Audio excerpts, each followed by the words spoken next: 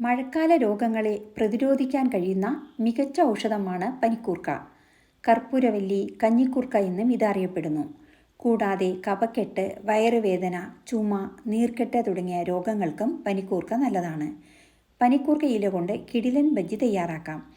ബജ്ജി മാവ് തയ്യാറാക്കുന്നതിന് ഒരു പാത്രത്തിൽ 1 കപ്പ് കടലമാവും 1/2 കപ്പ് ഇഡ്ലി മാവോ അല്ലെങ്കിൽ 1/4 കപ്പ് അരിപ്പൊടിയോ ഇതിൽ ഏതെങ്കിലും ഒന്നും, 1/4 സ്പൂൺ മഞ്ഞൾപ്പൊടിയും 1/2 സ്പൂൺ ഉപ്പും 1/4 സ്പൂൺ കായപ്പൊടിയും 1/2 സ്പൂൺ മുളക് പൊടിയും കുറച്ച് വെള്ളവും ഒഴിച്ച് കുറച്ച് കട്ടയില്ലാതെ കലക്കുക.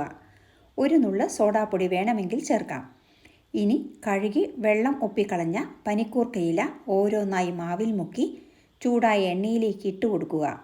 ഇനി ഇത് മീഡിയം ഫ്ലെയിമിൽ വെച്ച് 2 സൈഡും തിരിച്ചും മറിച്ചുമിട്ട് ഗോൾഡൻ കളർ ആകുന്നത് വരെ പൊരിക്കുക. ഇനി ഇത് ചൂടോടെ സെർവ് ചെയ്യാം.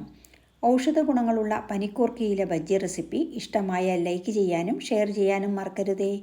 Thank you for watching and supporting.